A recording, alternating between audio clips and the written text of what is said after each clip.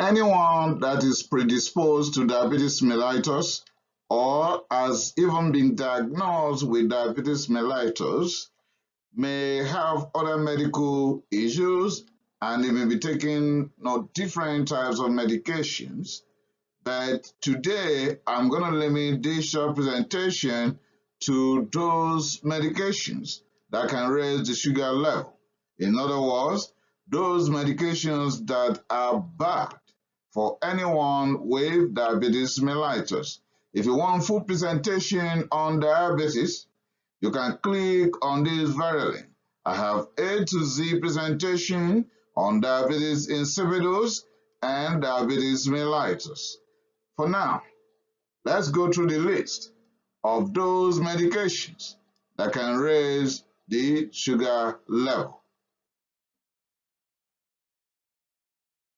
Diabetic mellitus and certain drugs, that is in some parts of the world, or certain medications in North America. When you have been diagnosed with diabetes mellitus, then be careful with the following medications. It is either you reduce the dosage or you increase surveillance, the frequency of monitoring your glucose, and increase your insulin, as the case might be, or oral hypoglycemic agent. You may look for another medication entirely. So that conversation should happen between you and your physician. Okay, the first on the list will be glucose tablets. If by any reason, inadvertently or cautiously, you've taken glucose tablets, expect your glucose level to shoot up. Glucose tablet could be kept in your bag if you are on insulin or hypoglycemic agent and suddenly you run into hypoglycemia.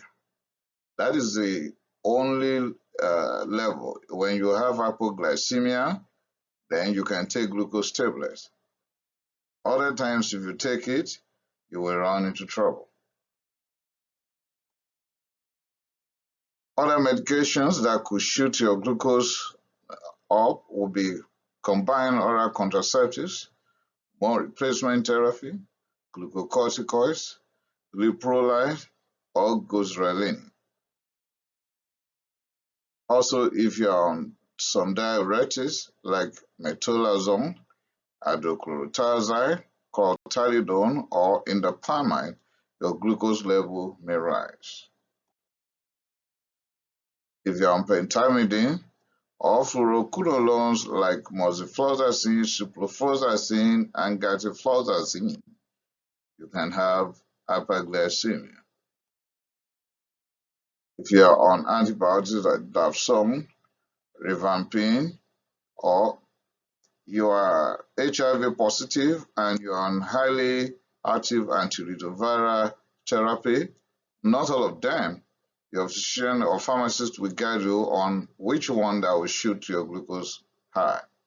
If you have acne and you're on treatment with isotretinoin, be careful. Your glucose level may shoot up, so you need to measure it more. If you're on diazoside, watch out. Your glucose level may rise.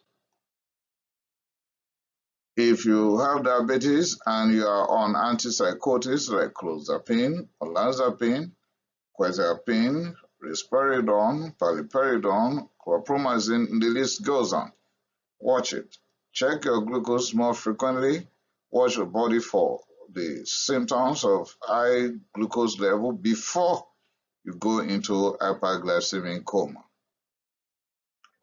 Also bad for diabetes mellitus with sirolimus, tacrolimus, or cyclosporin. If you're on epinephrine or norepinephrine, that is adrenaline or noradrenaline, depending on where you are, tesamorelin, somatotropin, that is a recombinant human growth factor. Niacin on some statins. Statins will give you legs trouble, but it can shoot the glucose up. Niacin will definitely do. So if you're on these medications, then watch out. You might have increase in your glucose level. You will have a rise in glucose level if you are taking silent cough syrups, cold and flu medications like the congestant, pseudoephedrine, Sudafed, or phenylephrine. Watch out, your glucose level might go up. Certain antihypertensive agents like atenolol, metoprolol, propranolol. Some of these medications may be used outside heart-related problems like thyrotoxicosis and so on, or hyperthyroidism or panic attack, or even stage fright. But then, once you're on this medication, just watch out for a rise in glucose level. That's why it's not good for diabetic people. You can use carvedilol if you must use a beta blocker, depending on what you want to gain.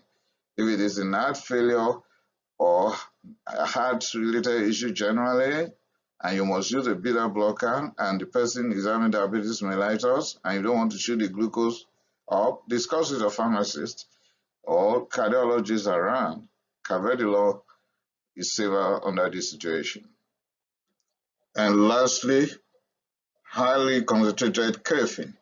I know some would like to find me, you're telling me to drink coffee. That's not what I'm saying.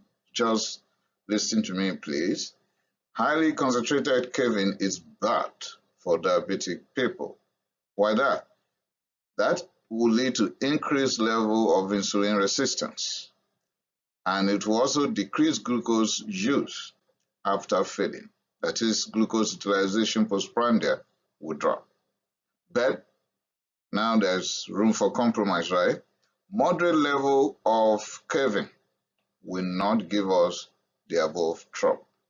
So everything in moderacy, right? With that, I've come to the end of this short presentation as per certain medications to be avoided if you are diagnosed with diabetes mellitus. Discuss with your physician.